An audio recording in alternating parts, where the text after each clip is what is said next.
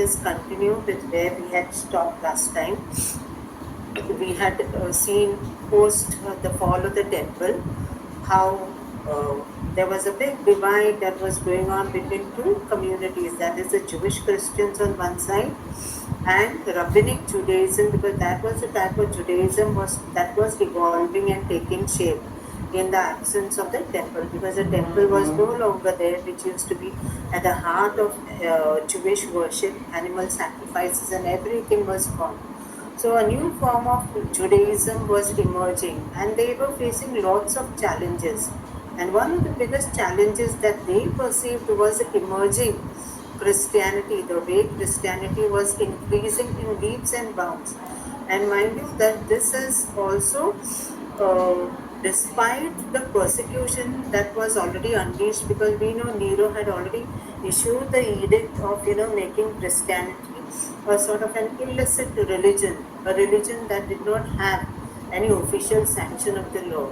So despite the unleashing of the persecutions and all this, despite that, the church was actually growing and growing in big numbers, thanks to the evangelizing efforts of the early Christians in Jerusalem and the areas around it, across Judea.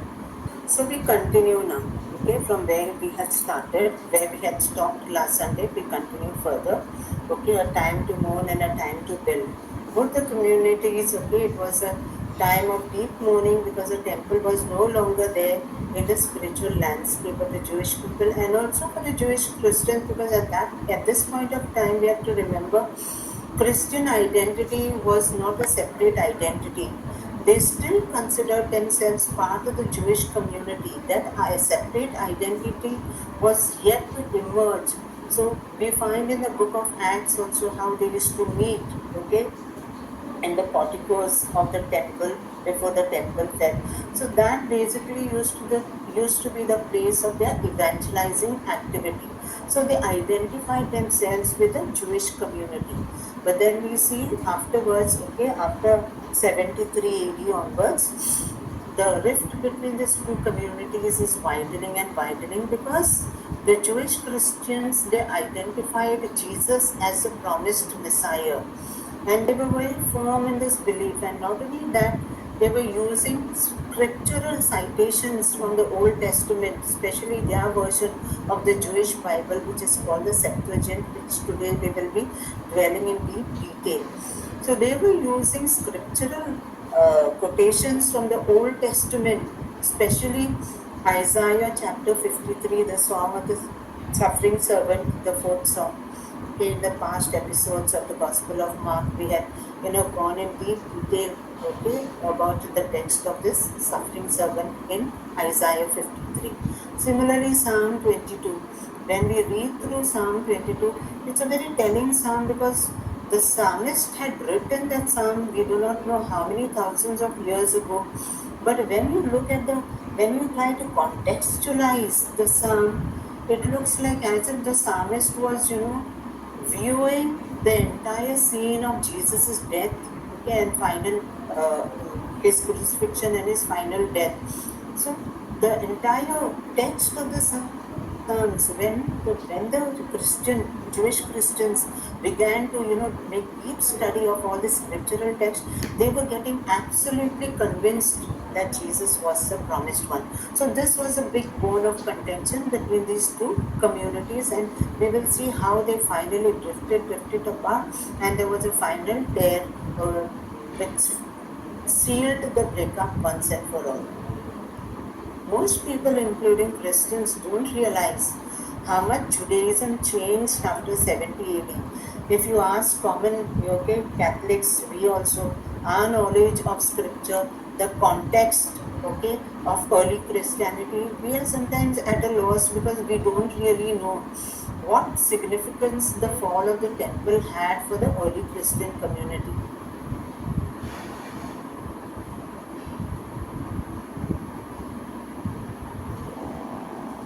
2 years after the Jewish revolt actually broke out, because we know it started in 66 CE, but 68 CE, that 2 years later, is a time, so between 68 and 69, these are crucial dates when Emperor Nero passed away. But before Nero died by suicide, we already know that in the church in Rome, our great pillars, Peter and Paul, were already martyred prior to that. So they were no longer on the scene. It is very tell. It is, sometimes we should just think, just imagine if Paul in particular was alive at this point of time when the temple fell, I'm sure there would have been, deeply emotional letters from him that would have given vent to the agony that was felt by any common Jew. So unfortunately, Paul and Peter were already not there on the scene. They were already martyred and gone. And much prior to that, in the year 62 also, we know, 62 AD also, prior to that, uh, James of Jerusalem also was not there. James, the brother of the Lord, and he was the leader of the Jerusalem church. So 4 years earlier, James, the leader of the Jerusalem church, also was martyred. So this sort of leadership vacuum was there among the Christians there. But that did not stop them because there was always somebody to fill in that quickly. So post 70 CE, Jewish leaders didn't just reject Jesus, they reshaped how people read their scriptures about him because Jesus had become more a problem now than ever before. This episode today will walk through the history, the text, and the shift, how the shift came about. We'll look at how Jewish messianic expectations changed after the temple was destroyed, why prophecies like Isaiah 53 in particular, Daniel 9 and 7 also, and Zechariah 12 were reinterpreted because these were messianic prophecies. And for the Christians, they were absolutely convinced that this prophecy was fulfilled in the person and mission of Jesus. So, how early rabbinic leaders responded to the rise of Christianity is what we are going to look into today, and why this changes still shape modern Judaism today. When you look at modern Judaism today, it doesn't resemble at all the Judaism prior to 70 CE. Did Jesus really fulfill the messianic prophecies? Often I'm sure this question comes to your mind also. Why is it that the Jews even today they look forward to the rebuilding of the third temple? And it is their firm belief that the temple will be rebuilt when the Messiah comes back again. So they are still waiting for the Messiah. Why are they not able to see what we are able to see? Why did Judaism recognize that Jesus came in fulfillment of all the prophecies that were there in the Old Testament? Okay, they don't see all this because of a reason. And what is the main reason? The scriptures, the way they are interpreted for them, and the way it is carried on to date, even now, it is very, very different from what Judaism was prior to the fall of the temple.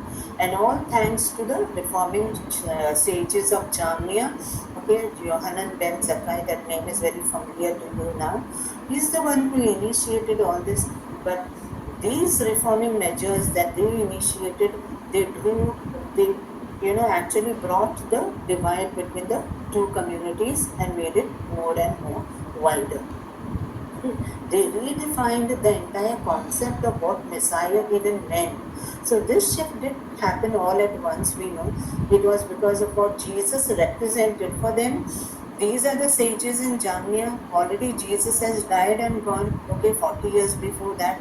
And yet for them, Jesus' name also actually becomes sort of anathema because Jesus represented a Messiah who didn't match their nationalistic hope which they were having. A Messiah who suffered because for the Christians, those who are convinced and who are believers in the Jesus movement, they accepted Jesus as a Messiah who was promised in Daniel, who would suffer and die, not a conquering one. A Messiah who was crucified, they accepted. Something they considered cursed. For them to be hung on the tree, that is to be crucified, was considered to be a big curse, and that was the biggest stumbling block for their understanding as to how Jesus could be the Messiah. And in response, the leaders of post-temple Judaism restructured Judaism from the ground up to protect it, not fulfill it. So they systematically changed long-held beliefs about the Messiah. they reinterpreted messianic scriptures and eventually replaced the framework of entire biblical prophecy with new ideas of interpretation. So if you look, the way, they have long drawn commentaries, which is part of the entire Talmudic literature. Okay, if you look into that, the way they give their own interpretations, I'm sure this process actually did not only start after the fall of the temple, but even during the time of Jesus. Remember, Jesus who used to be head-on in collision with some of the Pharisees, because they were at that point of time also talking about the oral Torah, which was not actually put in writing, but they already, were following the tenets of the oral Torah, and it was in the oral Torah they had, expanded the commandments of God to 613, when in reality the covenantal code that God had, given at Mount Sinai, it was just having 10 commandments, but the way it was stretched, with their own understanding, given their own interpretation. So this was a legacy which was actually carried on by the sages of Jamnia and brought to fruition 3 centuries later, when the entire Jewish canon was solidified and closed.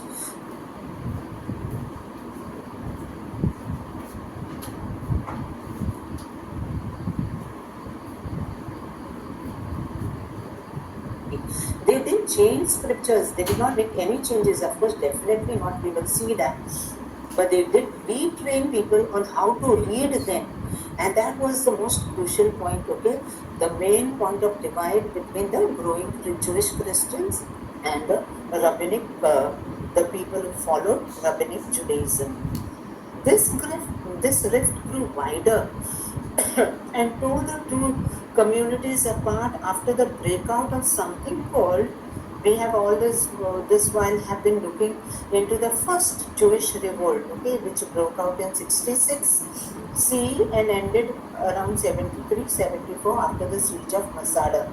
But there was another one, and this was the one that actually sealed the fate of the relationship between Jews and Christians. Okay, this was a famous revolt called the Bar Kokhba revolt. Maybe some of you have heard about it, but this revolt, which broke out almost, from Jesus' time, almost we can say 100 years later, but from 70 onwards, it was more or less 60 years later.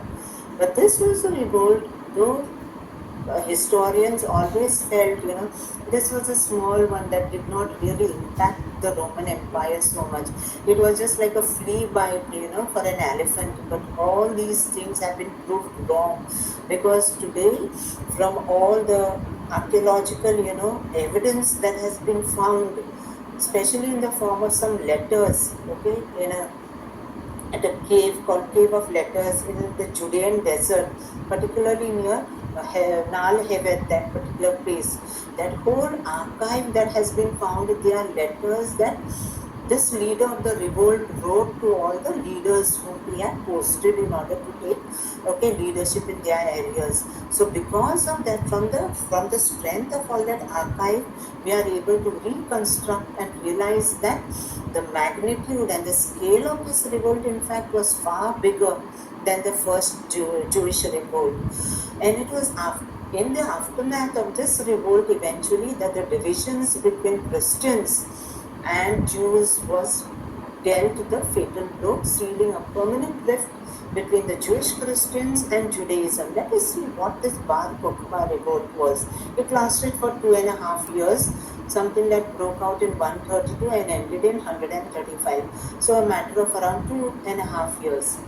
Tacitus and Suetonius, ancient Jewish Roman historians, noted that during the first century, this was much before the breakout of this revolt. This is the time of Josephus. We are going back a little, a few decades earlier.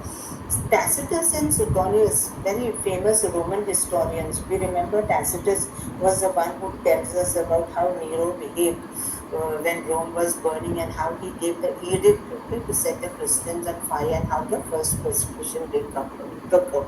So Tacitus was a very famous Roman historian. They tell us that during the first century, there was a powerful wave of messianic expectation sweeping through Judea. This is an attested fact. There was somehow, we have also dwelt upon this. Okay, when Jesus also was teaching the people, somehow people were more receptive. Why? Because the air was filled with a sense of expectation that this was a specific time when the Messiah would come. So even they testify to this fact. Tacitus and Suetonius, both of them are Roman historians, have nothing to do with Jewish sentimentalities and the people. Okay, yet they are the ones who testify to this fact that there was a spirit of messianic expectation that was sweeping throughout Judea. The scribes, the scholars, and all common people were expectantly waiting for the Messiah. They were gripped with that fever because the scriptures had told them he was coming and not in very vague terms. Remember when they looked at the prophecies of Daniel 7 and 9 in particular, when he talks about those, different types of empires. So the last one that he, prophesied about looked to be the Roman one. So that is why people were drawing these connections and they felt that it was the time for the time was right for the Messiah to come. And actually, it was true because Jesus did come, but unfortunately, these people were not able to see it. Prophecies in Daniel, Isaiah, and Micah pointed to a specific kind of Redeemer who would come at a very specific time. They were looking for a divinely anointed leader, someone who would restore Israel's sovereignty, defeat its enemies, and usher in an era of peace and righteousness. And many believe Daniel's timeline pointed to their own generation. And that is why they were gripped by this, sort of that mania that something different is going to happen. The promised Messiah in the form of a conquering warrior probably is going to come. In fact, the Jewish historian Josephus mentions that the widespread expectation of a world ruler coming from Judea stirred many to believe their generation was the one. And under the crushing weight of Roman rule, that hope became so desperate that several men rose up claiming to be or being hailed as the Messiah. Josephus tells us this not in his famous work, okay, The War of the Jews, Rerum Judaicum, but he wrote another one, The History of the Jewish People, it is a very huge volume that he wrote called the Antiquities. And in the Antiquities, he mentions this. There was something, something was very different in the air, and people felt that it was the time for the Messiah to come. So because of this, in total, from 100 BC to 70 AD, that is the time when the temple fell, there were at least 6 major messianic claimants who led large uprisings, but none of them fulfilled what the scriptures had said about the Messiah. And all of them proved to be failed messiahs. We have seen some of them in the course of our study. One of the famous one, Judas the Galilean, we know Theudas was another one. The unnamed Samaritan prophet who told all the people to come to Mount Gerizim, and there Moses' treasure would be discovered, and so how everyone got kept. So they were, because of these messianic expectations, they were projecting themselves as the messianic figures, okay, the promised by God. Jesus also falls in this line, but he stood apart because he is not a failed Messiah. He is definitely the one on whom our faith rests today. Jesus wasn't to be the last man to be heralded as the Messiah.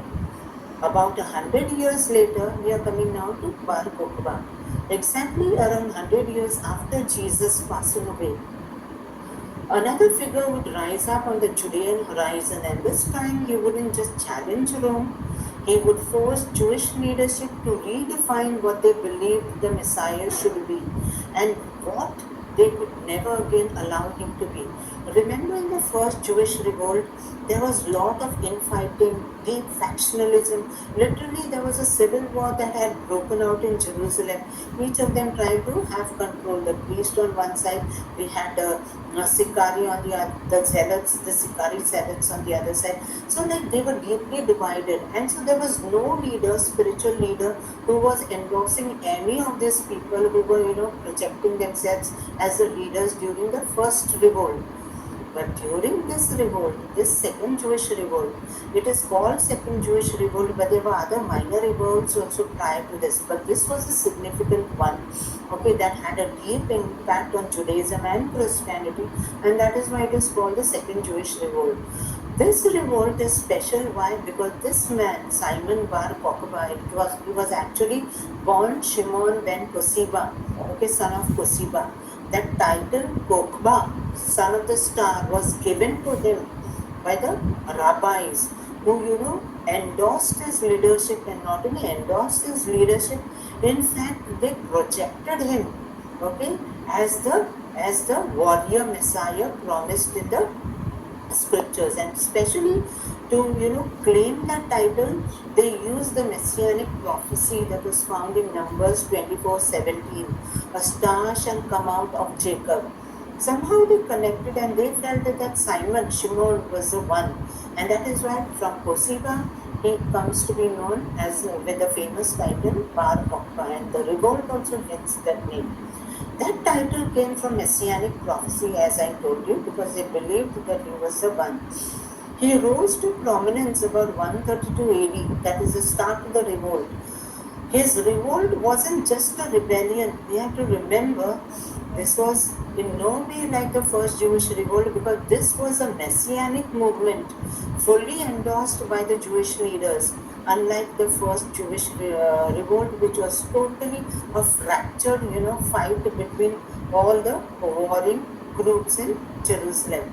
His revolt was a messianic movement, and one of the most respected rabbis. Why did he become, a very legendary figure, a figure who came to be revered by the Jewish masses? Because at that point of time in Jewish history, Rabbi Akiva was the one who was a big leader, because by this time, Yohanan ben Zakkai was no longer on the scene. He was already dead by 90 AD.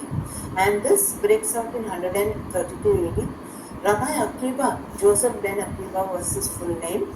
He declared him publicly as a future Messiah, a claim referenced in the Jewish Talmud. And he wasn't alone. He was backed up solid by all the rabbinic leaders who were part of the Jewish Academy at Jamnia. So naturally, Bar Kokhba, okay, he became a very charismatic figure who came to the rescue of the people. So he thought.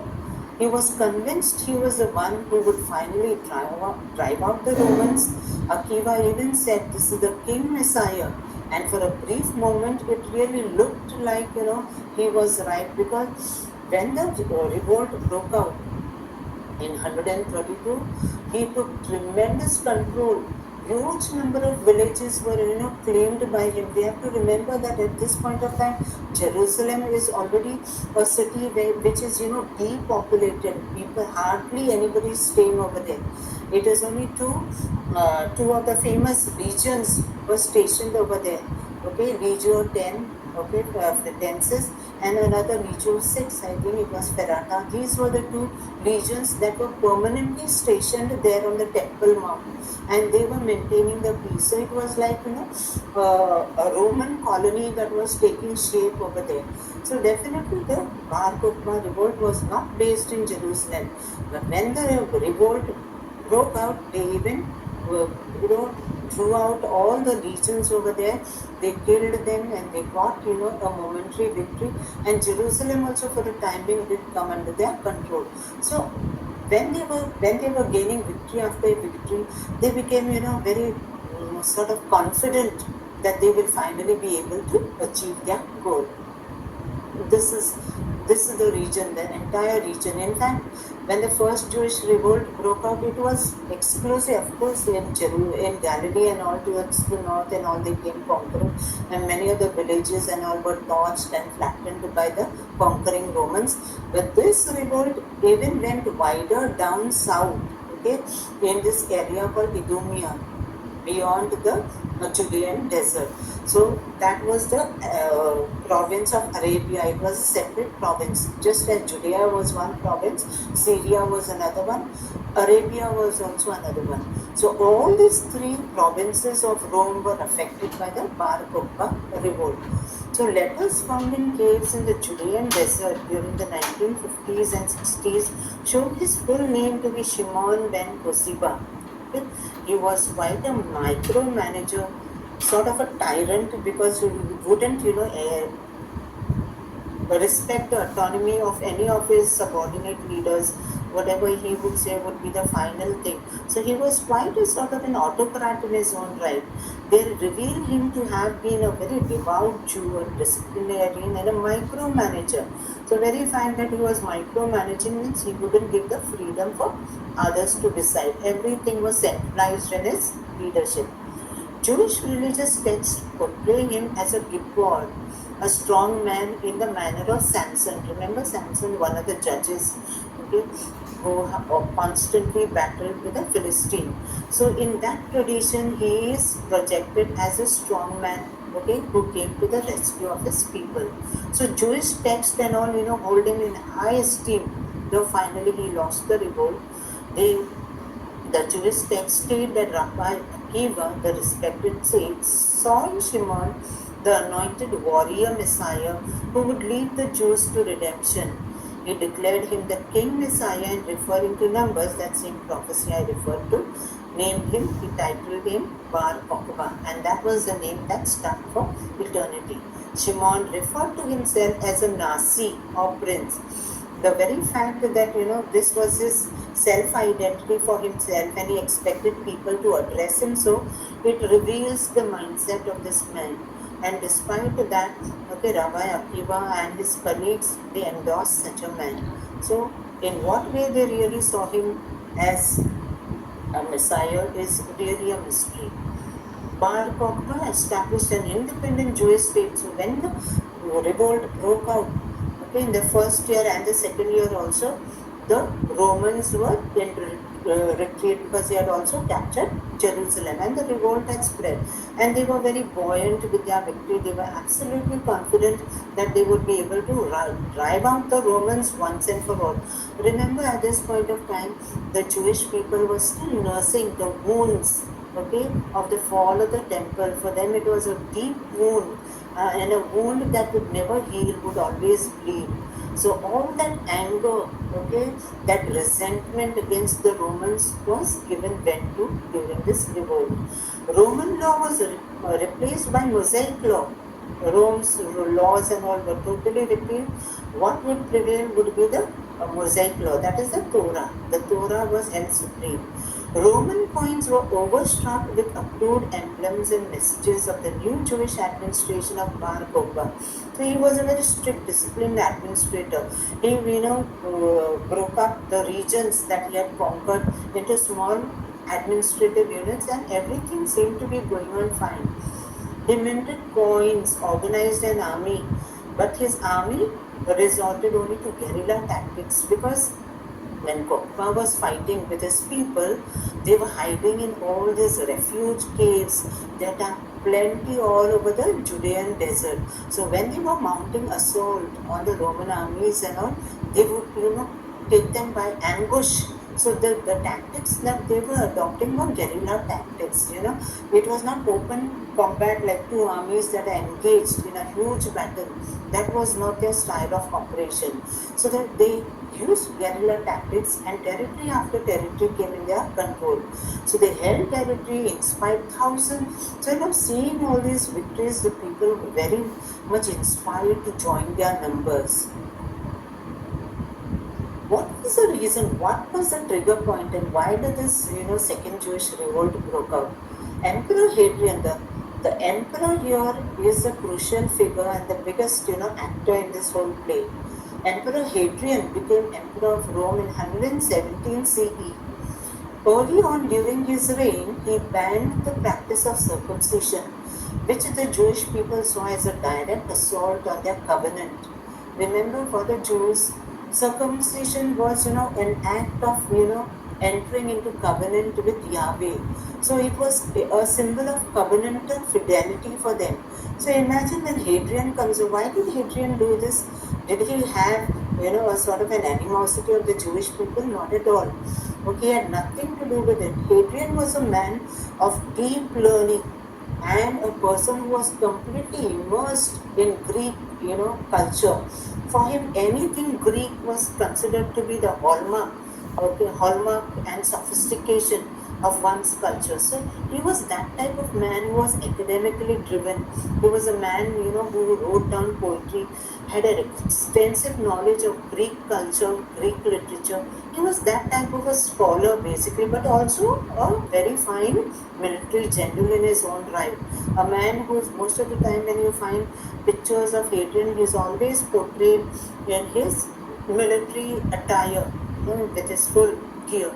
So this was the kind of man. So when he came and banned the practice of circumcision, it was for one reason, because he was a man who was so much imbued with the Greek philosophy. And for the Greeks, okay, for them, man's body, the human body, was considered sacred and beautiful.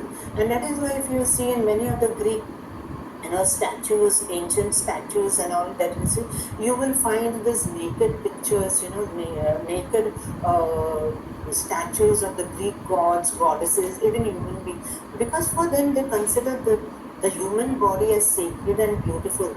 And anybody trying to mutilate the body was considered to be an act of dehumanizing your body and considered to be very uncultured.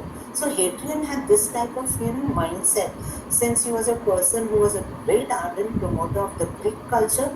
He felt that this circumcision which was practiced, remember, circumcision was not only practiced among the Jewish people, it was also a common practice among the priests of Egypt. Okay, the Egyptian priest also practiced circumcision, so much so that they would even shave their entire body without a single hair, including the eyebrows. That is why most of the time, if you see any figures of Egyptian priests and all, you'll see them, painting the eyebrows with black coat.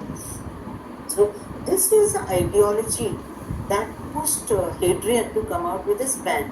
And he must have never imagined that the Jewish people would react in this way, because his intention was not to hit the Jewish people, because he was a man of a great vision for his empire. But circumcision is a covenantal sign for the Jews. Yet in Hadrian's scheme of things, it was viewed as mutilation of the body and thus came under the empire-wide ban. This ban was not only in Judea, in all the provinces that was part of the Roman Empire. So this angered the Jews across the empire, not only the ones in Judea. We have to remember there were significant and very huge Jewish communities in the diaspora, with the one in Rome being the biggest and the most significant one, besides the one in Babylon and in Alexandria. So they were spread out all over. So these people were very much, angered with this law of Hadrian. So in 30 CE, Hadrian visited Jerusalem. He was that type of emperor who did not, just sit on his throne there in Rome. For the 21 years that he ruled, 12 years he was all the time constantly on the move, visiting all the places of his empire and especially supervising all the building projects, because he was a great builder just like Herod. So he would go visiting. So he came visiting in 160 CE. He visited Judea. Some say that he did not actually come to Jerusalem, but he was within Judea. Judea is a whole province. Jerusalem is a city, which was still in ruins from the first Roman Jewish War of 66. And he left Judea by the end of that summer. But when in Judea, he made an announcement, not a sort of a public announcement, but he made it known that he had, big plans to rebuild the ruins of Jerusalem, but not, not rebuild the Jewish temple, okay, the temple of Jerusalem. He wanted to rebuild the entire ruined city into a modern Greek city, which he wished to name Aelia Capitolina, after his own name. His middle name is Aelius, okay, Aelius Hadrianus. And the Greek god Jupiter Capitolinus, he's supposed to be the god of the main triad. You have Zeus, you have Jupiter, and Minerva. They are supposed to be the main, the deities of the Greek pantheon. So he wanted to build a temple there. Naturally, this is a place, which has great religious, significance for the Jewish people. So this was a big insult, and this was something they would never tolerate, because Jerusalem was something they would fight to death. So he wished to build a temple to Jupiter, and that was the biggest insult on the ruins of the second temple, which hurt the religious sentiments of the populace, which then rose up in revolt under the leadership of Simon Kossipa. He was proclaimed promised Messiah, as I've already told, and so the whole revolt, when this broke out, he had barely left Judea, he was going away Adrian, and this revolt broke out. Full blown, it just exploded across the province and spread to all the three provinces of the Roman Judea, Arabia, and Syria. So the entire movement came to be projected as a messianic movement to liberate Judea. Roman losses in this campaign were enormous, but Jewish losses also were no less significant. Hadrian sent in one of his top generals, Sextus Julius Severus. He was a man who was stationed in Great Britain, He recalled this man because he was his best general. So imagine calling somebody from so far off across the oceans to lead this. So this must have been a serious threat, and that is why Hadrian didn't take it lying down. He realized that the Jews were people, they already knew their past history, what had happened in the first Jewish revolt. So this couldn't be taken lying down. He took it very seriously, and the Roman response was devastating. According to the historian Dio Cassius, we come to know about this revolt from this historian, who mentions just in 2 pages, he refers to this revolt, and that is why all throughout all these centuries, people always felt that this Bar Kokhba revolt was not a very big deal. But it is only why they came to this conclusion, because Dio Cassius, he just mentioned this whole thing in passing about this 580,000 Jews were killed and all, and like how the rest were taken into slavery. Just mentioned in 2 pages. Whereas in the first Jewish revolt, we had eyewitness testimony. Our great historian Josephus, he wrote in a volume that stretches almost into 670 pages and over. There are 2 pages and there are 670 pages. So Dio Cassius, he just mentions in passing that 580,000 Jews were killed, with many more dying from starvation and disease.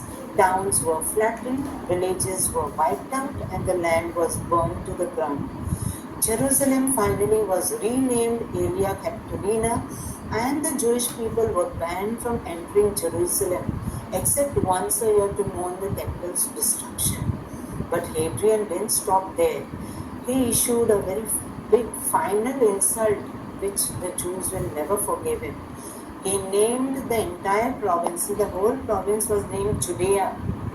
He named the province, the province of Judea was renamed Syria Palestina. Not only did he change the name of the holy city of Jerusalem to Aelia Capitolina, but he renamed the entire province because he wanted to hurt and hit the Jewish people for having, had the audacity to revolt against him. So it was a deliberate psychological assault on Judean identity by elevating Israel's ancient enemy. That word Palestina, from where does it come? It comes from the word Philistines, from there. So he named that place, that province, which was all these decades, all these centuries, ever since the time of the exile and the return from the exile, Judea was always called Judea. The word comes from Judeo, meaning Judean. So the people, the name of the place was closely identified with the identity of the people, which Hadrian sought to remove. So this was a big assault. He, dealt on the Judean identity by renaming the whole province as Syria Palestina, which till today we refer that whole area. Israel has come into being only from 1947 onwards, but prior to that, the whole region was known until today is known as Palestine. Israel has been carved out from the Palestinian territory. So that name holds on. So this is what Hadrian did. So it was an erasure, a message, you don't belong here anymore. This land is no longer yours, especially pertaining to Jerusalem. This was the message he wanted to give the Jewish people, that you don't belong here anymore. This land is no longer yours, and it came directly from Hadrian himself.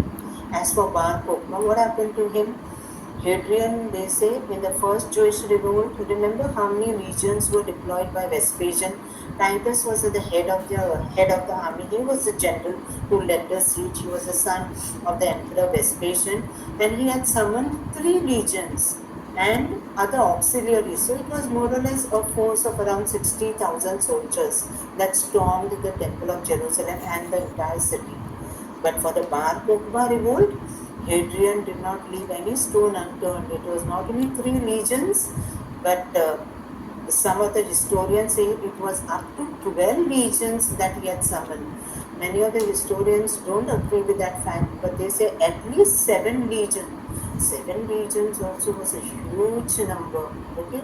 And the number of Jews who died were 580,000, a little over half the people who had died in the first revolt.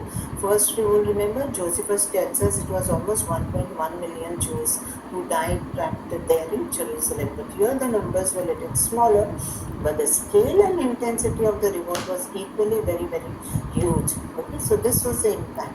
So Hadrian, he banned the Jews also entering from there. The whole name of the province was changed, the name of the city was changed, okay? And Bar Kokhba himself, what happened to him?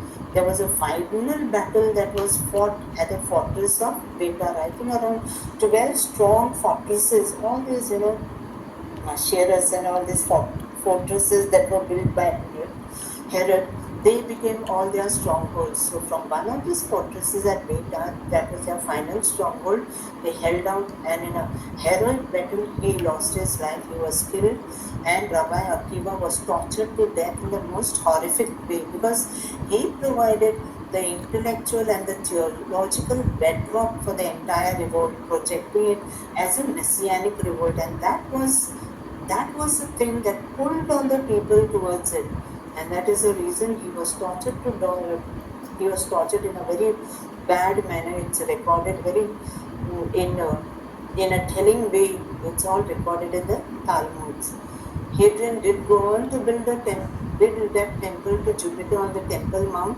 His whole thing was, what sparked the revolt was because he wanted to rebuild the city and build a temple to Jupiter. He did go ahead afterwards with the plans, okay?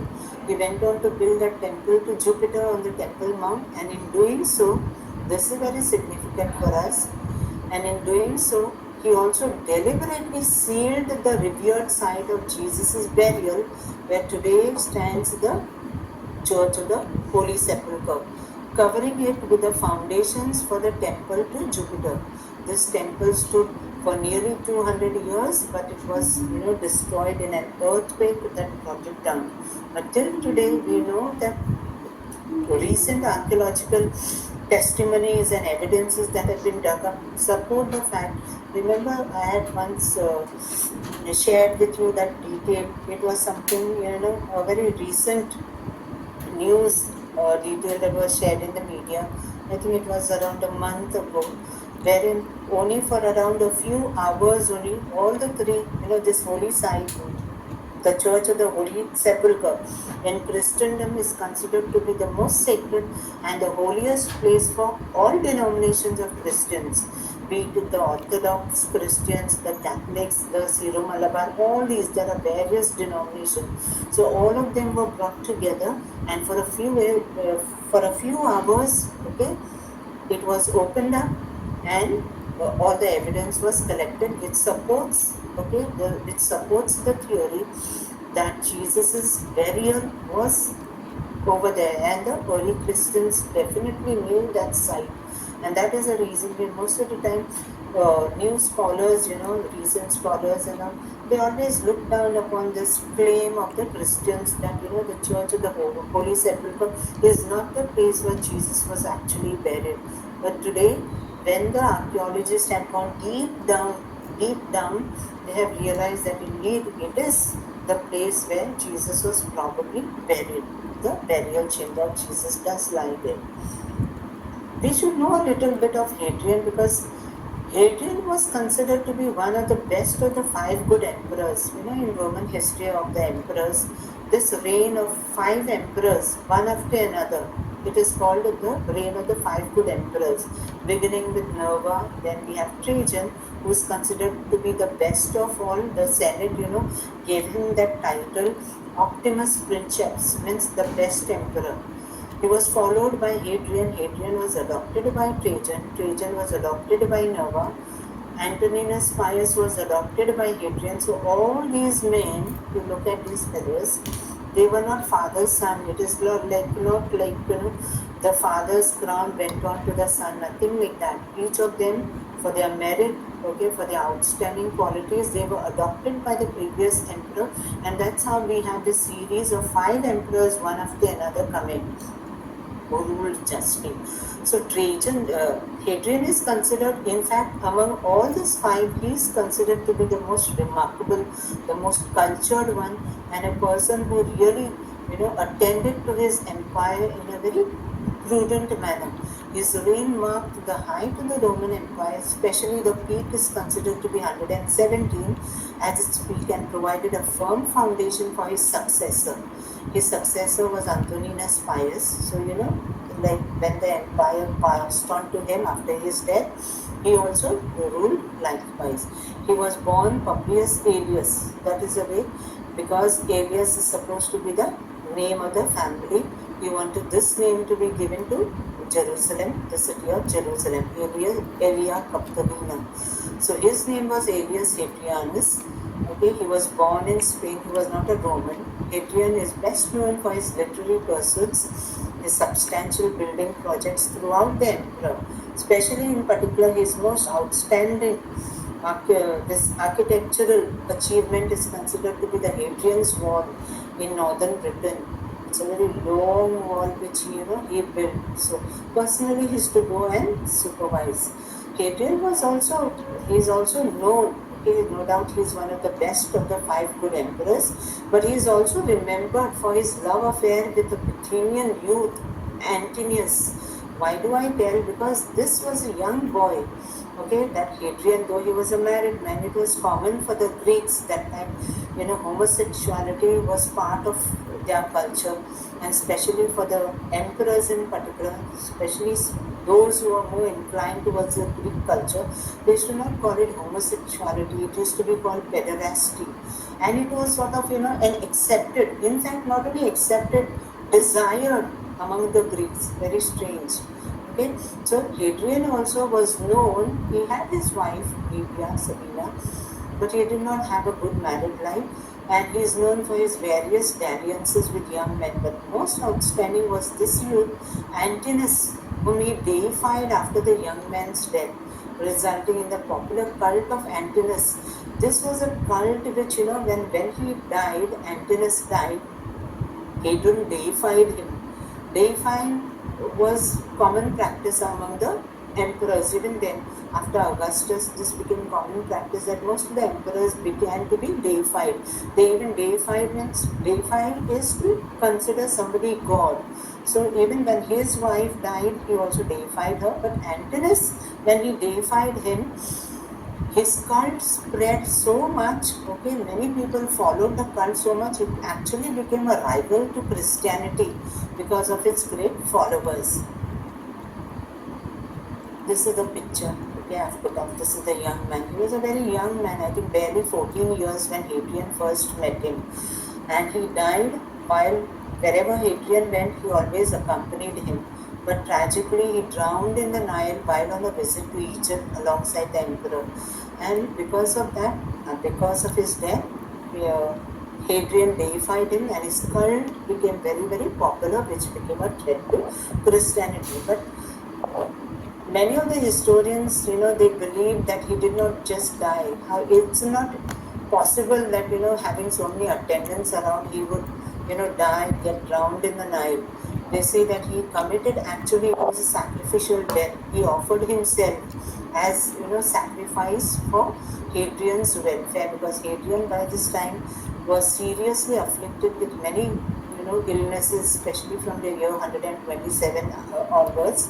His health was failing, and most of the historians are convinced that Antonius, okay, because of his deep love for the emperor, he actually committed sacrifice. It was a ritual sacrifice, offering his life for the emperor's sake.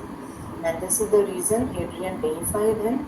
Okay, he also instituted a coin. Okay, issued a commemorative coin in his honor. This is the one. These coins are very much found. This is the statue.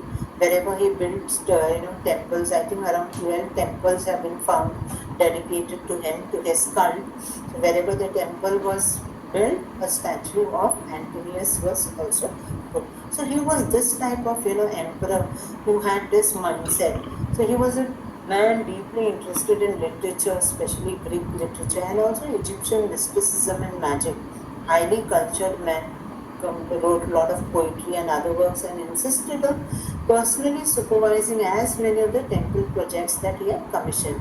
And as I told you, after the 21 years, he was always on the field away from Rome, visiting the Roman provinces. This is actually a bust. This is probably how he looked. He was a Spaniard. Okay, this is the head of a colossal marble statue that was found, okay, near the Roman Baths complex in 2007, and is now exhibited at the Bordeaux Museum. So we know that Hadrian more or less looked like that. He was a bearded man with curly hair. This is a picture of his wife that is put out. She died in 136, or maybe in the intervening this between 136 to 137. See, he had her deified also, but theirs was a very unhappy marriage because his sexual orientation was towards men. He adopted the next emperor to be as his successor and died most likely of heart attack in 138 CE. After the revolt was over, he ordered a public burning of the Torah. He executed the Jewish scholars. Who were the scholars? Or most of the rabbis who were, some of them must have fled. But those who fell in their hands, including Rabbi Akiva, they were tortured. Again, Hadrian also prohibited the practice and observance of Judaism. So in effect, Judaism also, like Christianity, became an illicit religion. The revolt not only took a toll on the people, of course, but also on his own health. From 127, his health was steadily declining, and after 136, it was very bad. Within 2 years, we see that he dies. Hadrian's handling of the Bar Kokhba revolt is the one dark stain on his otherwise very admirable reign. He may have taken his response as far as he did from personal outrage that anyone could have had felt, because his temple, the plan of his temple being built, was opposed by the people.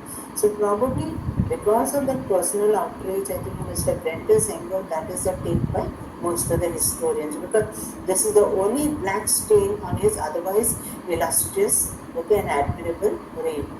His health failed, and then finally, when he retired, he went back to Rome. He devoted most of his time writing poetry and pursuing his literary pursuits and tending to administrative affairs, and then he died in 138 BC, most probably of a heart attack at the age of 62. Then this is okay, I have put out for your knowledge. He was buried, he was given a very fitting burial, and as I told you, in the next emperor, Antoninus Pius, deified him and had temples built in his honor. Bar Kokhba, what happened to him? He died at Reta. But till today, for the Jews, he is considered to be a very iconic figure. An image of Bar Kokhba appears among notable Jewish figures of history on the menorah outside the Knesset. This is the parliamentary building of Israel. So he is, hailed till today as a legendary hero. There used to be an annual remembrance for him, okay, called the Lag BaOmer, a holy day with bonfires and songs to commemorate the revolt that he set out. Remarkable is that this historical Shimon ben Kosiba, or his mythical avatar, Bar Kokhba, whatever, he inspired not only one nation but two nations. Why do we call two nations? Because during his time only he launched the massive assault in the Roman Empire because he wanted to restate the nation Israel, and similarly he became an inspiring figure also for the Israel of today, and that is why he is often remembered as a man who inspired not one Israel but two.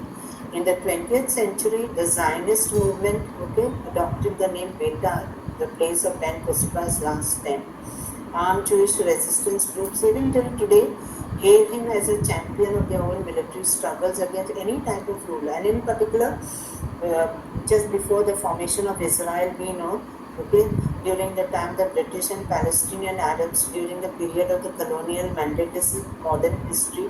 During that time also, these people were fighting. So he was a, he was icon, the emblem was held as a champion for their cause. So this is the way he goes down in the history of the Jewish people as a great hero. But was he a hero for the early Jewish Christians? Let us have a look at how they viewed him. Early Christian church histories depict him as a cruel and brutal warlord, even as a wizard who played tricks with fire.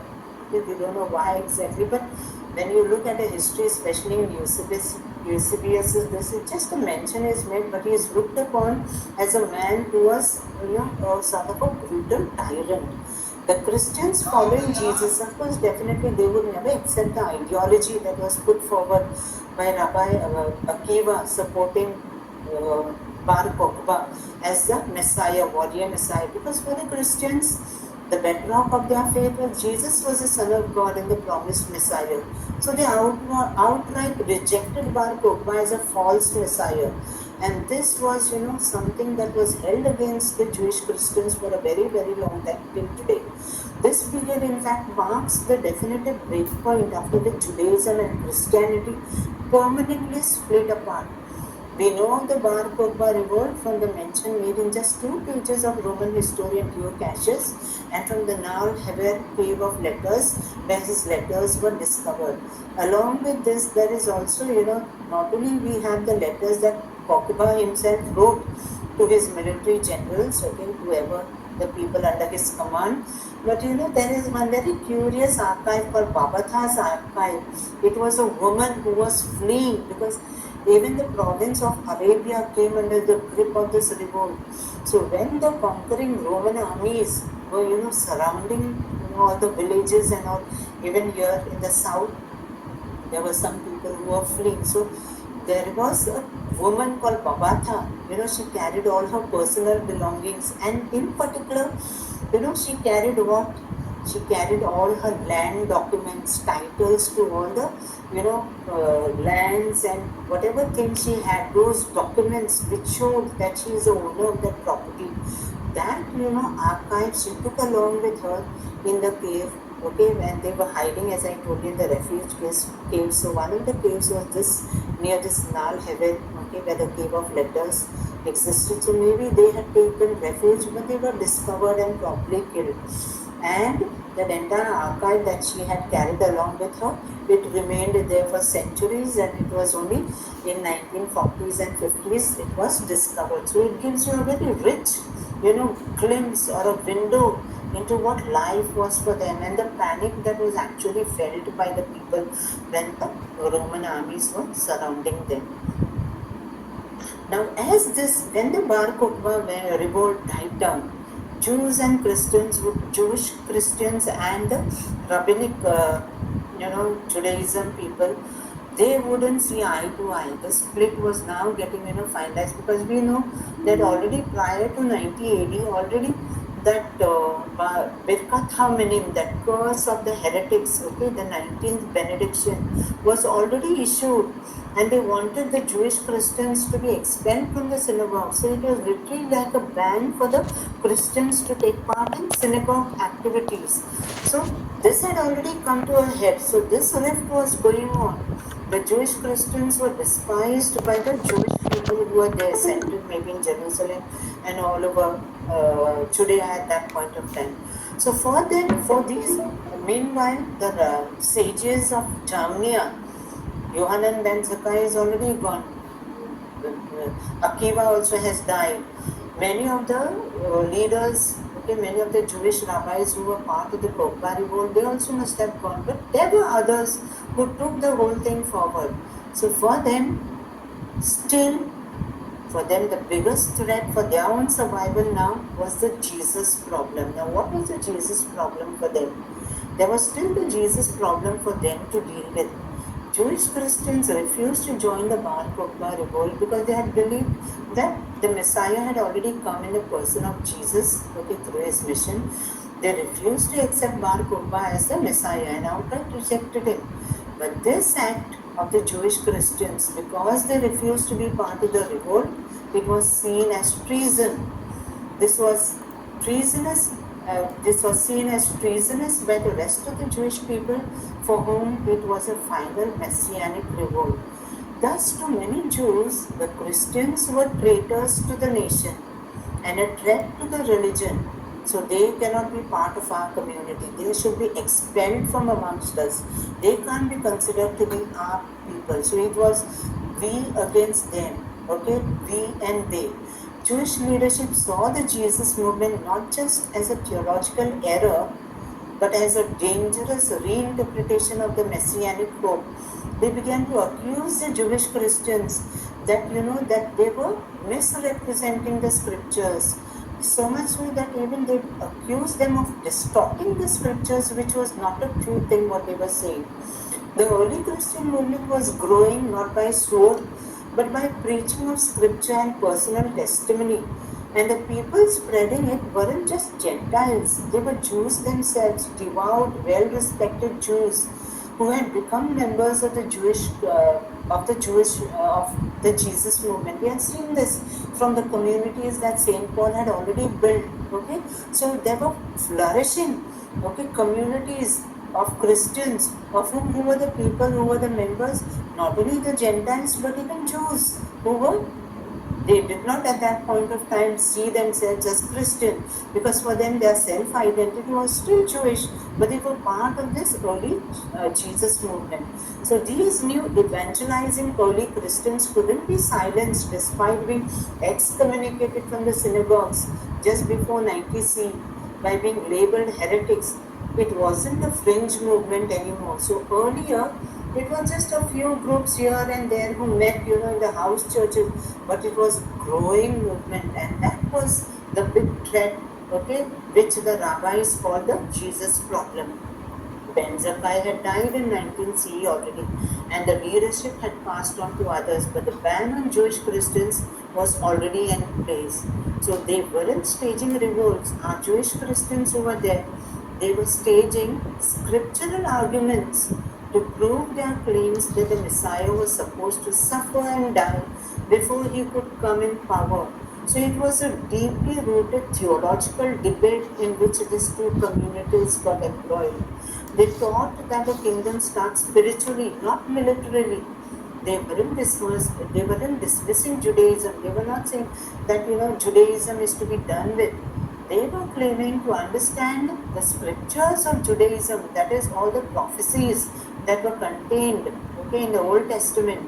They were quoting Isaiah 53, Psalm 22, Zechariah 12, and insisting these were fulfilled in the person and mission of Jesus as a promised Messiah.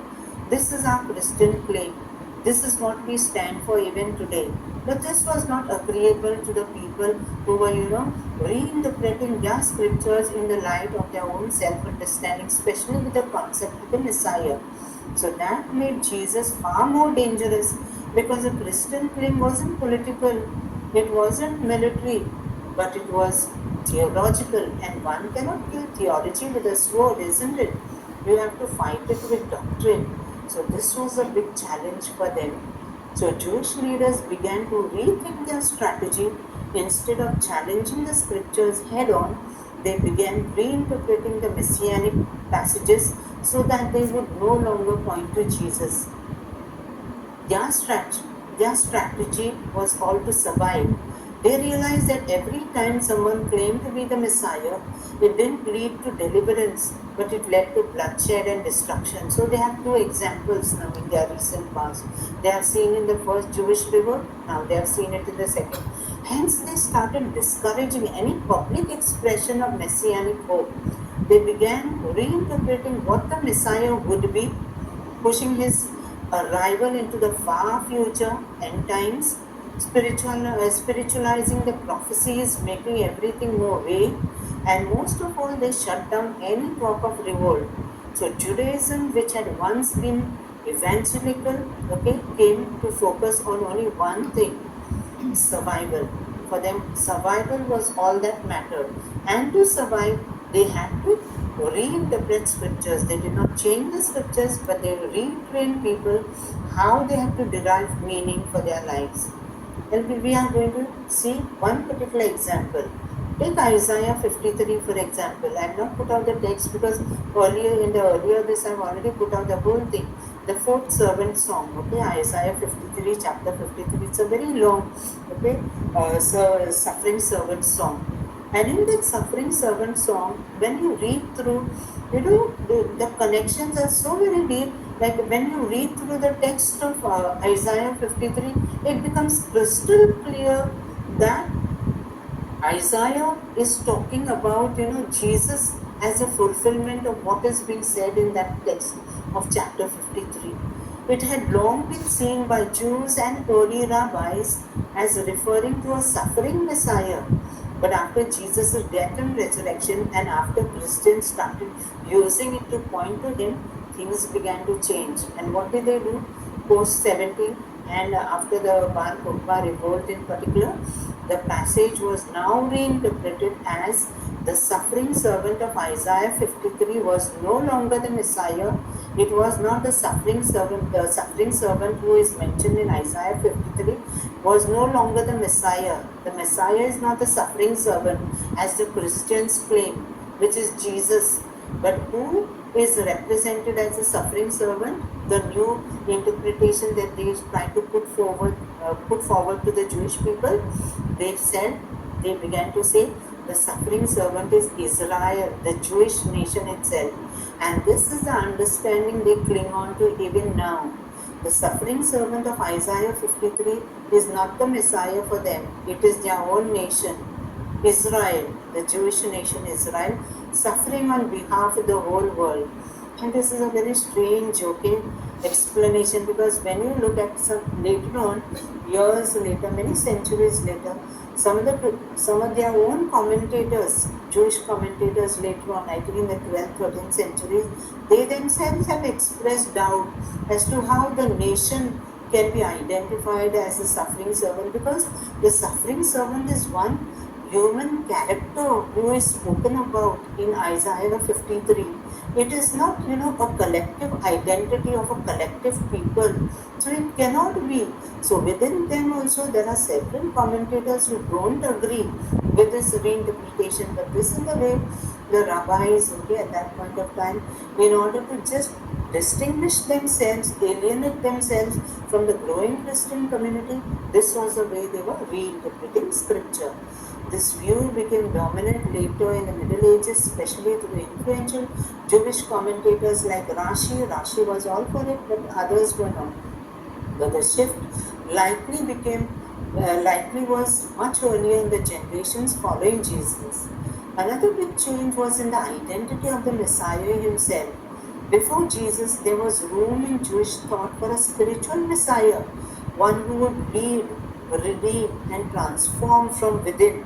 Okay, this Messiah would bring about a spiritual transformation of all the people.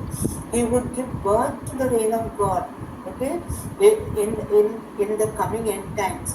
But now that idea was largely abandoned. They no longer wanted to, use what was given in Daniel 9. The Messiah was redefined as a purely political figure, someone from the line of David, someone who would rebuild a temple, a warrior, a king. And by that standard, Jesus didn't qualify because he was crucified, not crowned. Because he was crucified and dying on a cross was considered a curse for them. So they were not able to see the deeper meaning behind Jesus' death and his resurrection. So this was what they redefined the entire concept of Messiah. His identity was reshaped, and that is what is even now held. And that is the reason even Bar Kokhba was hailed as a warrior Messiah by Rabbi Akiva. For this reason, because these teachings were already set, okay, in the interpretation that they were coming out, okay, which was in the collection of the Talmud. Another important and the most important, okay, because the communities had split, the parting of the ways was finalized. There was another theological, okay, point of distinction between these two communities. And what was that? What did they hold, okay, to be sacred? The Septuagint versus the Masoretic text. Now, when we talk about the Septuagint and the Masoretic text, Septuagint is nothing but the Greek Old Testament, which was, used extensively during Jesus' time, prior to Jesus, and also a few decades after that. And for the Christians, that was the Old Testament Greek text that they held sacred. But after this, after the Bar Kokhba revolt, and even after the fall of the first temple, when these sages of Jamnia were meeting and all, they were more and more distancing themselves from the Septuagint. Let us see why. During the time of Jesus, until the destruction of the temple, there was no complete officially sanctioned Hebrew or Jewish Bible. Jewish communities used a variety of Hebrew scrolls. There was no one collection as a final canon that this is the Jewish Bible. We used to use different scrolls, some of which aligned with what would later become the MT, the Masoretic text. Masoret means, Masoret is a scribe, one who makes, the copies of scriptures in the Hebrew tradition. They are called the Masorets, the one who make copies of text. So Masoretic text is because these Masoretes were the ones who wrote and copied this text. It's called the Masoretic text. So some of the scrolls that were used during Jesus' time and all would agree, okay, when you compare, it was more or less a Masoretic text, but some also aligned with Hebrew scrolls from the Septuagint. Septuagint was totally in Greek because it was a Greek translation of the Old Testament way back, okay, in the 3rd century BC. And the Septuagint there was a legend behind it. I'll come to it when we finish this point. The very scriptures that Christians would later use, Septuagint were the scriptures that the Christians would use to show that Jesus was a promised Messiah. So what are these terms, Septuagint and Masoretic text? These are two major translation versions of the Old Testament, with the Masoretic being the standard Hebrew text today of what we call the Tanakh, the Hebrew Bible. The Jewish Bible is called the Tanakh. And what is the meaning of the Tanakh? T stands for Torah. It is written also like that, with T capital, N capital, and K capital. T is the Torah, N is the Nabim, that is a prophetic collection. T is Torah, the 5 books of Moses, and K is the Ketubim, the writings. Okay, so collectively all assembled together becomes the Tanakh, which is the Hebrew Bible today. Okay, so what text they have used for finalizing the Tanakh? It is the Masoretic text, which is the standard Hebrew text. And where was this finalized? Finalized, okay, in the Council of Jamnia. By around 400 CE, within 3 to 4 centuries, it was considered a fixed canon that is accepted by Judaism today and has been so for about 2000 years. The Septuagint was the Greek text of the Old Testament. It is why it is called Septuagint. Septuaginta means translation by the 70. Okay, 70, and this is the figure that we use whenever we are referring to the Masoretic text. We write MT, and when we refer to the Septuagint, we as LXX, Roman numerals, L for 50, X for 10, and 10. So this is 50 plus 10 plus 10, 70. So translation of the 70 is the meaning of the Septuagint. Okay, Septuagint had a big legend behind it, and the funny aspect of the whole thing is that prior to the fall of the temple, and even during that entire this of the Kogma revolt thereafter, Septuagint used to be the text which was held in high esteem also among the Jewish people. In fact, when Paul is writing his letters and all, he is referring to most of the OT citations that he makes, okay, in his letters. They're all picked up from the Septuagint.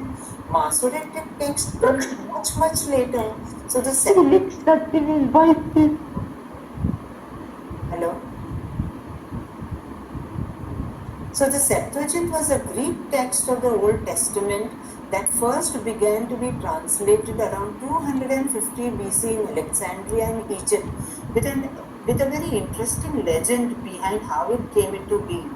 We know about this legend, the king of Egypt, okay, Ptolemy the second Philadelphus.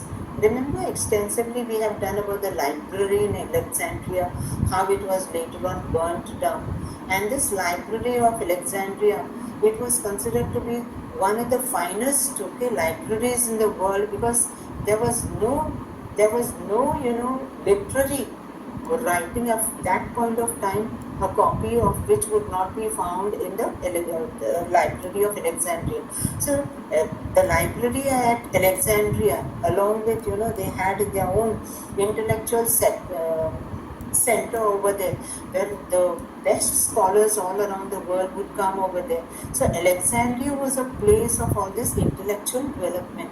So when the legend is, when the king there, Ptolemy II Philadelphus, when he came to know about about the Hebrew scriptures, like how they are, they were called people of the book, because they always followed what was given in the scriptural text. So when he came to know about the legacy of the Hebrew scrolls that exist, he was very much keen to have a Greek copy of the whole thing in his library. And that is why he commissioned this work, calling 2072. He commissioned around 72, some say 72, some say 70 only. 70 scholars from Jerusalem, they were brought in over there in Alexandria in Egypt, and each one was put in a separate cell, and within a very short period of time, the entire scrolls were distributed among the 70. And interestingly, they produced a translation of the original Hebrew text, which used to be in the custody of the temple, with a very refined copy in Greek. Now, what is the need for this? This might be part legend, but we know that it must have been definitely the king only who commissioned it. But there was also a felt need, because Alexandria was a place with a very big, huge Jewish community. So these were people who were, they had been staying away from Jerusalem for centuries, and they were so much Hellenized, because, they were people who were imbued in the Greek culture. So Greek became their mother tongue, not so much the Hebrew language. So for them to have a better understanding of their own legacy, of their scriptural past, they felt that, having a Greek translated copy of the Hebrew Bible would give them access to better learning. And that was the reason, okay, the Septuagint became a very popular Greek text of the Old Testament with most of the diaspora Jews. It thus predates the MT. So which is the earlier text? If you look at the Masoretic text and the Septuagint almost predates 600 years. If you take more or less around 250 BC, it came into being. Then it is almost around 550 to 600 years it predates the Masoretic text. It thus predates the MT, which was closed as a canon only around 300 to 400 in the Common Era by the Talmudic sages. The Septuagint was primarily meant for the Greek-speaking diaspora Jews who no longer spoke Aramaic but spoke Greek. which was a byproduct of the Hellenization that swept the East after Alexander's conquest. We know that, no? All became Hellenized, and that became a cultural symbol. Knowing Greek was considered to be, a symbol that you are a very cultured person. So it became also the common language of the entire empire at that point of time, especially in the East. It was the lingua franca, it was the language of business and communication of the entire East. And so it was only after the destruction of the temple that Jewish leaders pushed for a single Hebrew standard text somewhere around 85 to 90 AD, when Jewish leaders began discussions at the Rabbinical Academy at Jamnia. And obviously, Ben Zakkai must have been the most influential in initiating this process. It was at the Council of Jamnia that rabbis began to strongly respond to Christianity. They started to define proper books, which later led to the canon of the Hebrew Bible, the Tanakh. So the split was also totally scriptural, not only theological but scriptural as well. They no longer held the Septuagint as sacred for them. Some books they rejected when they were finalizing the canon. That is why you see in the Hebrew Bible, in the Tanakh, you have 24 books, okay? Because the way it is ordered and how it is gathered together is different from the Christian version. Some books they rejected, some they reinterpreted, especially those that were too closely associated with messianic claims or quoted by early Christians or contained resurrection themes. So see, basically they were trying to sanitize or their text by removing all these messianic claims that could be supported in the Septuagint by the early Christians, and those also with the resurrection themes. This process, initiated by the Rabbinical Academy at Jamnia, took almost 3 centuries. The complete finalization of the Masoretic text wouldn't happen until centuries later. Christian leaders, on the other hand, adopted the Septuagint because that became the official, Old Testament for the Christians, because it was a common Jewish Bible of their world and because it pointed to Jesus so clearly. Jewish authorities would later totally reject it solely because what was the one reason? All this while they were very comfortable and cool with it, but only because the Christians were extensively using it in order to support their messianic claims about Jesus. They rejected it outright. They weren't rejecting it because it was inaccurate, but specifically because those that they saw as the minim, that is the heretics, were using it to prove their claims that Jesus was the Messiah.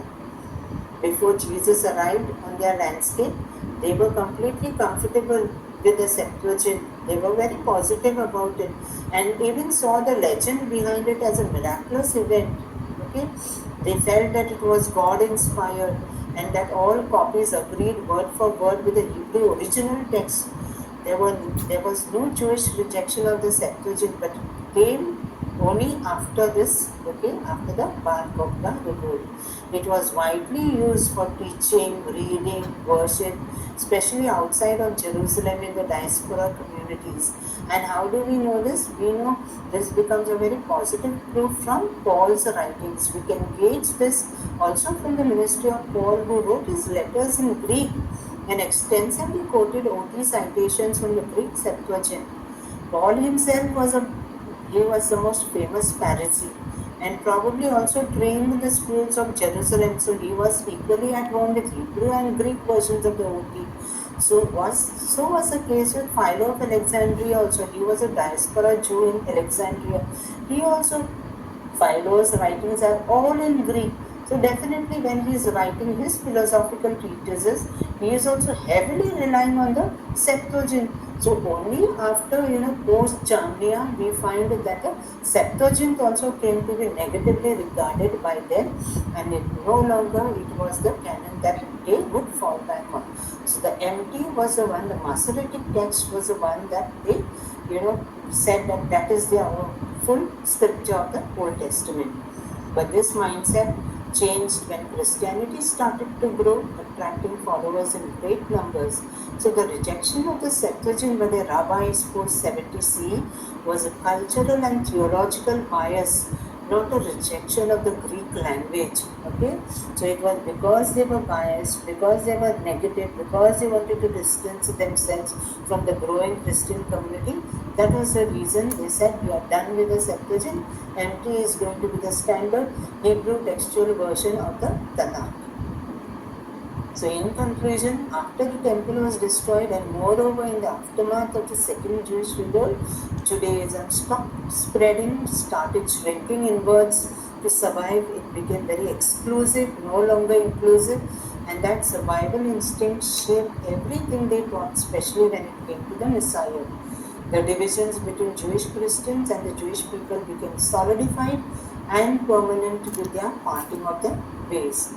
The Jewish Christians had refused to participate in the Bar Kokhba revolt, refusing to accept him as Messiah, which sealed their fates as members of the Jewish community, which alienated them completely. But there is a very important note that we should bear in mind, which the rabbis at Jamnia did not take care of.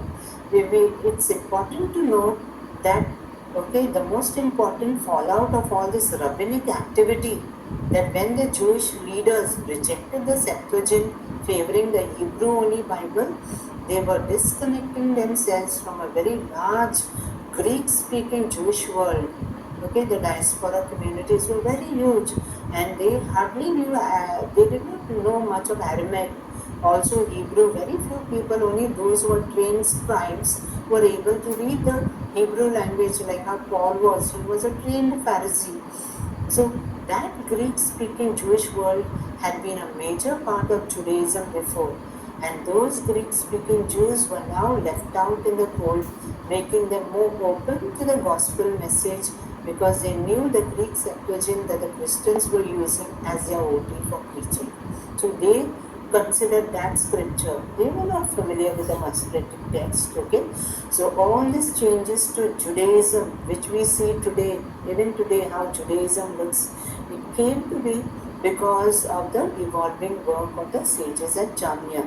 Went on for centuries and centuries, and that is why today, when you look at the Jewish people, they are very much rigid in the way the Torah is interpreted, even in their daily living. There are things that are laid down, especially the observance of the Sabbath, how the Sabbath candles have to be lit, how a very elaborate liturgy is to be followed, even the Passover Seder, how like it is to be done. All these have been the outcome of the work of the Rabbinical Academy at Jamnia. I'm just this is just in passing I've put out, you can read them later. These are archaeological remains of synagogues existing in the land of Israel before the fall of the Second Temple, and other archaeological evidences to prove synagogue existed prior to 70 CE. So synagogue was not something that came from the ashes of the fall of the Jerusalem temple. It was an institution which was already there in force, and which actually became the bridge for them to survive. Otherwise, had the synagogues not been there in force, probably Judaism would have been extinguished at that point of time. These are this in the excavations into Jerusalem, near the site of the Temple Mount, all these tiles. Remember those pictures we had shared earlier, the reconstruction of the entire Jerusalem temple. We had seen the floors, with this. Even in the siege of Jerusalem, these tiles were figuring over there with all the blood flowing of the people who died there. So these have actually been discovered there, and they are displayed in Jerusalem at the Israel Museum. It's good to think that these are the very tiles on which Jesus with his mother and his apostles and the early Jewish Christians must have walked over. It gives you a sense of deep connection.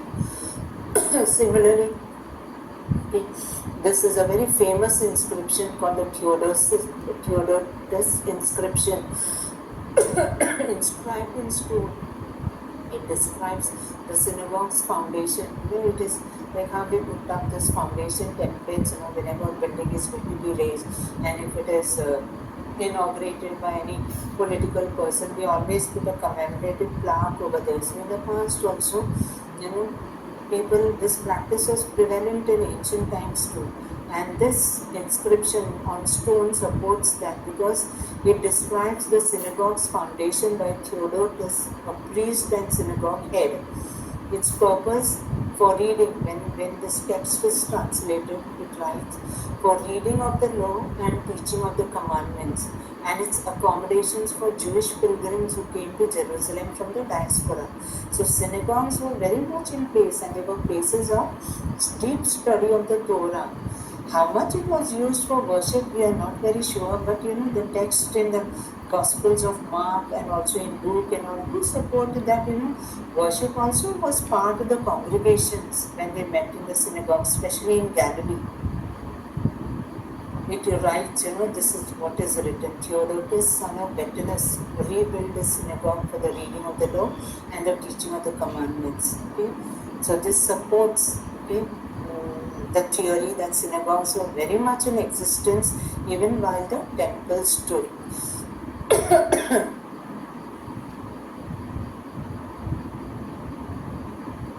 This is another one, okay, in the Galilee.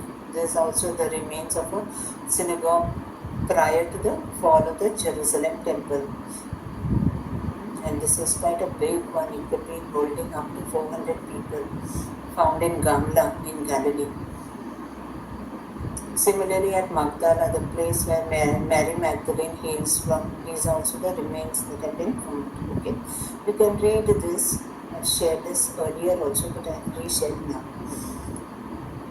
And this is once again the entire picture of the temple, okay, how it was. The western gate is the one that still stands, which is the longest one, the western wall, sorry. Okay, the longest one is all that remains, and the two of the three towers that were built by Herod, which still remain. You can read this.